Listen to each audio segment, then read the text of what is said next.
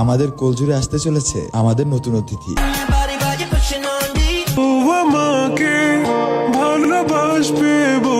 একসময় যে মেয়েটি ছিল প্রাণবন্ত, হাসি খুশি, জীবনের প্রতি ভরপুর, আজ তার চোখে মুখে শুধু বিষণ্ণতা আর ক্লান্তির ছাপ। যখন তুমি জানো যে তুমি ভুল ট্রেনে উঠে পড়েছো, তখন তোমার উচিত সব থেকে কাছের স্টেশনে নেমে যাওয়া।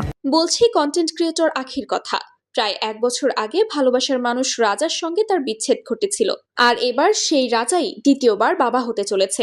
আমাদের কোলজুড়ে আসতে চলেছে আমাদের নতুন অতিথি। রাজা আর আখির সম্পর্কটা ছিল অনেক দিনের পুরনো। পরিবারের অমতে তারা বিয়ে করেছিল। রাজা তো নিজের পরিবারের থেকে প্রায় 5টা বছর দূরে থেকেছিল শুধুমাত্র আখির ভালোবাসার টানে, আর সেই ভালোবাসার ঘরে জন্মও নিয়েছিল একটা ছোট্ট সন্তান। কিন্তু এত ত্যাগ, এত আত্মত্যাগের পরও শেষ রক্ষা হলো না। একটা ভুল বোঝাবুঝি, একে অন্যকে দোষারোপ, এভাবেই ভেঙে গেল তাদের সংসার। বিচ্ছেদের মাত্র 2 মাসের মধ্যেই রাজা বিয়ে করে নিয়েছিল মৌসুমী নামের একটা মেয়েকে। বিয়ের পর রাজা এবং মৌসুমী সোশ্যাল মিডিয়ায় একসঙ্গে রঙিন মুহূর্ত শেয়ার করতে থাকে।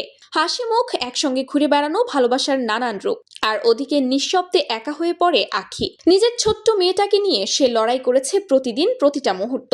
যেই আখির মুখে একসময় ছিল অনাবিল হাসি, আজ সে কেবলই নিঃসঙ্গতা আর কষ্ট নিয়ে ভুগছে। এমনকি এতটাই কষ্ট, চোখে মুখে ক্লান্তি, শরীরে অভাবের ছাপ। নিজের খরচ চালাতে আখি কোনো রকম কাজ করে যাচ্ছে, কিন্তু এখনো সে নতুন করে জীবন শুরু করতে পারছে না, কাউকে জায়গা দিতে পারছে না নিজের হৃদয়ে। গতকাল রাজা এবং মৌসুমী তাদের অনাগত সন্তানের খবর প্রকাশ্যে এনেছে। এই খবর যেন আখির হৃদয়ে আরো ঘা বাড়িয়ে দিল।